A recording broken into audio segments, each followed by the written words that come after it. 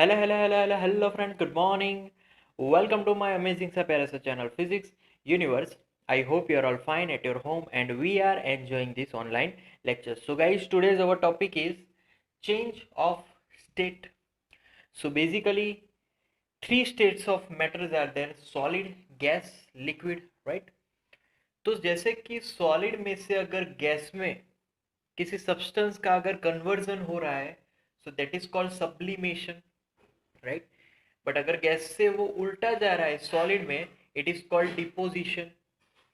Okay, so solid to gas, that one example that is dry ice. Direct solid से gas evaporation हो रहा है वहां पर, right? So which is called sublimation. मतलब कि ड्राई आइस कंटिन्यूअसली पहले वो सॉलिड फॉर्म में होगा और फिर वो कंटिन्यूअसली गैस फॉर्म में जा रहा है. बट अगर गैस से सॉलिड में वापस आ रहा है, उसको बोलेंगे डिपोजिशन.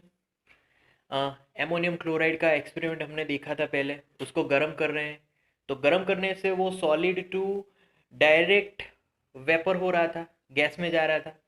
बट वो जब कभी भी ठंडा होगा तब वो गैस में से डायरेक्ट सॉलिड हो जाएगा, right? Okay, then solid to liquid की अगर बात करें, तो सॉलिड टू लिक्विड अगर जा रहा है, it is called melting. Solid to liquid dry, मतलब कि आइस अगर धीरे धीरे गर्म होगा तो वो लिक्विड फॉर्म में जाएगा. बट लिक्विड से सॉलिड मतलब के पानी से अगर वो बर्फ बन रही है, उसको हम लोग बोलेंगे फ्रीजिंग, राइट? तो जो भी टेम्परेचर में हमारे स्टेट ऑफ मैटर का कन्वर्जन सॉलिड टू लिक्विड हो रहा है, उस टेम्परेचर को हम लोग बोलने वाले हैं melting point. Okay, then liquid to gas. पानी को अगर ज्यादा उबालेंगे तो वो गैस में कन्वर्ट होगा, इट इज कॉल्ड इवेपोरेशन. जैसे को पानी को हम लोग उबालते हैं, राइट? तो यहाँ से ये इवोपरेट हो रहा है, धीरे धीरे धीरे वो गैस में कन्वर्ट हो रहा है. बट अगर वही गैस अगर लिक्विड में कन्वर्ट हो जाए, इट इज कॉल्ड कंडेंसेशन. तो इस कंडेंसेशन प्रोसेस कहाँ से आएगी ये प्रोसेस? तो जब कभी भी हम लोग जो भी गर्म गैस है, जो भी इवोपरेशन हुआ, जो भी वो अगर उसको ठंडा करेंगे तो वो वापस लिक्विड आ जाता है. इस for example clouds. Clouds are made up of vapours. जब कभी भी ठंडी होगी तो वो फिर से पानी का फॉर्म ले लेगा, right? So it is called change of state, right? So melting और बॉइलिंग पॉइंट. मेल्टिंग पॉइंट हमने समझ लिया है, जो भी टेम्परेचर में सॉलिड टू लिक्विड में चेंज होगा that is called melting point. और जिस टेम्परेचर में लिक्विड टू गैस कन्वर्जन होगा उसको हम लोग बोलने वाले हैं boiling point, right? So that's the change of state. Okay, यहाँ पर जब कभी भी ऑलवेज रिमेंबर, जब कभी भी स्टेट चेंज हो रही है, मतलब कि liquid solid to gas, solid to liquid जा रही है अगर स्टेट, तो अगर हम लोग टेम्परेचर को राइज कर रहे हैं, क्योंकि तभी ही सॉलिड टू लिक्विड वो स्टेट चेंज होगी. तो जब वो कन्वर्जन हो रहा है तब उसका टेम्परेचर कांस्टेंट रहने वाला है. जैसे कि मैं आइस को गर्म कर रहा हूँ, राइट? आइस को गर्म करते करते उसको मैं स्टेयर कर रहा हूँ और उसका जो स्टेट ऑफ मैटर है वो चेंज हो रहा है, राइट? तो जब कभी भी मैं थर्मोमीटर रखूँगा और जिस दौरान वो स्टेट ऑफ मैटर चेंज हो रहा है, उस दौरान उसका टेम्परेचर की स्केलिंग अगर आप फाइंड करोगे तो इट विल रिमेन कांस्टेंट जब तक कि वो पूरी स्टेट चेंज ना हो जाए तब तक. मतलब कि एक टाइम ऐसा आएगा कि जिसमें वो सॉलिड भी होगा हमारा आइस और वो थोड़ा लिक्विड फॉर्म में भी होगा. तो दोनों का कॉम्बिनेशन होगा, उस टाइम पे temperature remain constant. Always remember that, right? वैसे ही लिक्विड को गैस में जाएंगे, हम लोग पानी उबालते हैं 100 डिग्री सेल्सियस पे, तो वो इवोपरेट हो जाता है, राइट? तो उस दौरान जब तक पानी बॉईल हो रहा है, तो कंटिन्यूस प्रोसेस में जब तक कि पूरा बॉईल ना हो जाए तब तक वो प्रोसेस चलती रहेगी और टेम्परेचर रिमेन कांस्टेंट. तो ये जो टेम्परेचर हम लोग बढ़ा रहे हैं वो एक्चुअल में जा कहाँ रहा है? तो वो जा रहा है उसकी स्टेट चेंज करने में. तो इसीलिए यहाँ पर जब कभी बॉइलिंग करते हैं तब वो 100 डिग्री सेल्सियस से ऊपर नहीं जाने वाला. अगर पूरा ही पानी भले ही ख़त्म ना हो जाए तब तक वो 100 डिग्री सेल्सियस ही रहने वाला है, राइट? इसका अगर दूसरा एक अच्छा सा एग्जांपल ले, तो जैसे कि मेरे पास एक बर्फ़ मतलब कि आइस का एक बड़ा सा पीस है मेरे पास जो कि रेक्टेंगुलर है। अब मैं क्या कर रहा हूँ कि इस ये जो आइस का टुकड़ा है उसके एक एंड से मैं यहाँ पर एक बड़ा सा वेट लटका देता हूँ और दूसरे एंड से भी वही वेट लटकाऊंगा। इन दोनों वेट को मैं एक रस्सी से यहाँ पर बीच में रख रहा हूँ। तो फिर धीरे धीरे क्या होगा कि वो रस्सी के प्रेशर की वजह से ये जो हमारी रस्सी है वो बर्फ को यहाँ पर कट करते करते नीचे आएगी। ऐसा क्यों हो रहा है? क्योंकि रस्सी के कारण, हमने जो वेट लटकाया है उसके कारण उतने ही सरफेस पे उतना प्रेशर बढ़ रहा है। तो प्रेशर की वजह से वो उस सरफेस का टेम्परेचर जो है वो हाई करवा रहा है, और टेम्परेचर उसी सरफेस का हाई है इसीलिए वो धीरे धीरे नीचे आएगा। बाकी बर्फ वैसी की वैसी रहेगी। तो जैसे ही वो जितना नीचे आएगा, जैसे कि फॉर एग्जांपल ये जो रस्सी है वो यहाँ पर पहुंची है, राइट, और यहाँ पर मैंने वेट रखा है। तो फिर क्या होगा, ये रस्सी यहाँ पर पहुंची तो ऊपर का जितना भी एरिया उसने कवर किया वहां पर वापस बर्फ बन जाएगी। मतलब कि एक इंसिडेंट, एक टाइम ऐसा होगा कि ये जो रस्सी है वो पूरी बीच में आ गई होगी और ऊपर से भी कवर हो चुका होगा, क्योंकि ऊपर भी बर्फ होगा। तो वो जो बर्फ की सरफेस है वो बीच वाले बीच जो भी गैप है उसको भी बर्फ बना देगी। तो यहाँ पर पहले ट्रांजिशन हुआ लिक्विड में, वापस ट्रांजिशन हुआ सॉलिड में। तो दो बार ट्रांजिशन हो गया, इसीलिए ये रस्सी बीच में ही अटक गई और धीरे धीरे वो वापस इसको छीलते हुए लास्ट में यहाँ तक पहुँचेगी। फिर भी हमें आइस का वही टुकड़ा वापस देखने को मिलेगा। सो यहाँ पर प्रेशर डिफरेंस का बेसिकली ये एक कॉन्सेप्ट है। यहाँ पर प्रेशर हमने इंक्रीज किया था ड्यू टू रस्सी, फिर रस्सी जब नीचे आ गई तब प्रेशर वापस वही का वही हो गया, तो वापस वहां पर बर्फ भी बन गई। सो ये जो इसका जो एक्सपेरिमेंट है, प्रैक्टिकली हम लोग ये चीज़ कहाँ पर देखते हैं, तो आइस स्केटिंग में।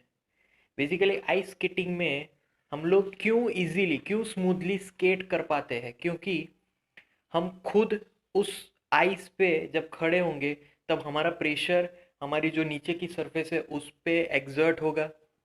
ड्यू टू दैट प्रेशर जितना भी पोर्शन होगा, जितना भी एरिया हमने कवर किया है उतने एरिया में थोड़ा सा पानी जमा होगा, और पानी वी नो दैट वो तो स्मूथ सरफेस होगा।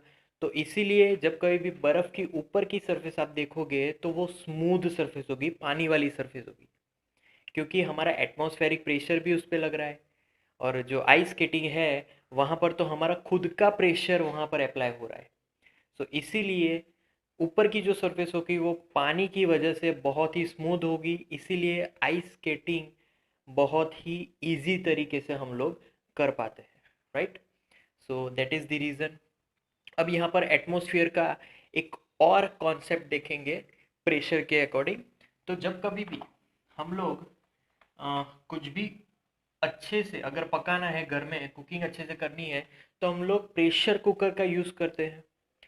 तो why we use pressure cooker exactly, suppose कि ये हमारा प्रेशर कुकर है, ऊपर हमारे ये विसल है प्रेशर कुकर की, राइट। अभी तो अच्छे से नहीं ड्रॉ किया but you have to assume it. तो हम लोग यहाँ पर उसका टेम्परेचर इंक्रीज कर रहे हैं इस प्रेशर कुकर का। तो बेसिकली हमने क्या किया, ऊपर से सब कुछ पैक कर दिया, यहाँ से टेम्परेचर उसका इंक्रीज कर रहे। टेम्परेचर इंक्रीज करने से अंदर की जो हवा है उनकी काइनेटिक एनर्जी बहुत ज़्यादा बढ़ जाएगी, and due to increasing in kinetic energy inside this air क्या होगा, प्रेशर बढ़ जाएगा। और प्रेशर जब कभी भी बढ़ेगा वो प्रेशर उसका बॉइलिंग पॉइंट भी इंक्रीज करेगा। मीन्स यहाँ पर as pressure increases boiling point भी उसका इंक्रीज होगा, राइट। तो बॉइलिंग पॉइंट इंक्रीज होना मतलब कि खाना जल्दी बन जाता है प्रेशर कुकर से। आप अगर चावल रखोगे ऐसे ही अपनी जो कंटेनर होती है जो स्टील की खुली ही, उसमें अगर चावल उबालने रखोगे और प्रेशर कुकर में रखोगे तो चावल प्रेशर कुकर में जल्दी बन जाएगी, क्योंकि हम वहाँ पर प्रेशर को इंक्रीज कर रहे हैं, राइट। दूसरी चीज़ कि इससे बहुत ही कम टाइम में हम लोग खाना जल्दी पका पाते हैं। बट अगर हम लोग जब कभी भी माउंटेन की ओर जाएंगे तो ऊपर की ओर प्रेशर डिक्रीज हुआ रहता है। अब प्रेशर जब डिक्रीज होगा तो बॉइलिंग पॉइंट भी डिक्रीज हो जाएगा। तो जब कभी भी हाइट हम लोग ऊपर की हाइट में जाएंगे तो pressure will be decrease. Pressure decrease होगा तो बॉइलिंग पॉइंट भी डिक्रीज होगा।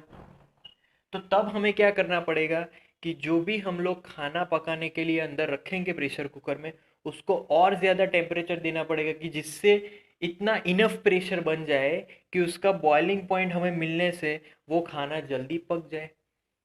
तो इसीलिए हाई माउंटेन्स पे अगर हमें कुकिंग करनी होगी तो हमें ज़्यादा से ज़्यादा टेम्परेचर प्रोवाइड करना पड़ेगा। ज़्यादा टेम्परेचर कैसे प्रोवाइड करेंगे? तो ज़्यादा टाइम दे के, क्योंकि जितना ज़्यादा टाइम देंगे उतनी हीट वो अंदर लेगा और उसी हीट से फिर उसका प्रेशर जब बढ़ेगा तब हम लोग उतना बॉइलिंग पॉइंट, जिससे जितना उसका मार्क है उतना बॉइलिंग पॉइंट लाके फिर उसको पका पाएंगे, राइट।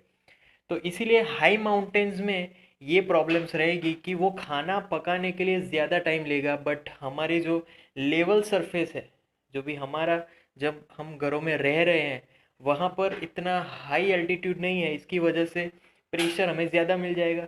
और जब प्रेशर ज़्यादा मिल जाएगा तो बॉइलिंग पॉइंट ज़्यादा होने से वो जल्दी ही पक जाएगा। इसका अगर दूसरा एग्जांपल हमें लेना है तो क्या करना है, एक ग्लास ट्यूब लेना है ऐसा, उसमें पानी भर दो और उसको फिर एक बर्नर पर रख दो। तो बर्नर की हीट इस पे लगेगी, राइट। फिर ये उबलना स्टार्ट करेगा। तो हमें क्या करना है, इसको पैक कर देना है। पैक करने के बाद इसका टेम्परेचर अगर फाइंड करेंगे तो वो 100 डिग्री सेल्सियस होगा, राइट। फिर ये बर्नर हटा देना है। हटाने के बाद फिर ये जो पानी है उसको 80 डिग्री सेल्सियस पे ला देना है। 80 डिग्री सेल्सियस पे जैसे ही ये पानी आ जाए वैसे ही उस फ्लास्क को उल्टा करके उस पर ठंडा पानी डाल देना है। जैसे ही आप ठंडा पानी डालोगे वैसे ही ये पानी फिर से उबलना स्टार्ट कर देगा। तो तब का टेम्परेचर आप देखोगे तो यहाँ पर 80 डिग्री था, 80 डिग्री पे पानी उबल रहा है। तो ऐसा क्यों? क्योंकि हमने ऊपर जब ठंडा पानी डाला था उसके उससे हमने प्रेशर इसका बढ़ा दिया। अब जब प्रेशर बढ़ेगा तो वो 80 डिग्री पे भी उबलना स्टार्ट कर देगा। वी नो दैट पानी का जो बॉइलिंग पॉइंट है that is 100 degree Celsius. 100 degree Celsius पे ही उबलना चाहिए। बट फिर भी यहाँ पर हमने क्या किया कि जो प्रेशर है उसको बढ़ा दिया और प्रेशर बढ़ाने से उसका जो बॉइलिंग पॉइंट है वो 80 डिग्री आ गया और उसमें ही पानी उबलना स्टार्ट कर दिया, राइट। तो बेसिकली हमें प्रेशर, अंदर का जो प्रेशर है वो बढ़ाना है जिससे कि जो खाना है वो जल्दी बन जाएगा, जल्दी पक जाएगा, right. So that's our topic guys. Thank you so much for viewing my video lectures till the end. That means a lot to me. Please like my videos and subscribe my channel. Thank you.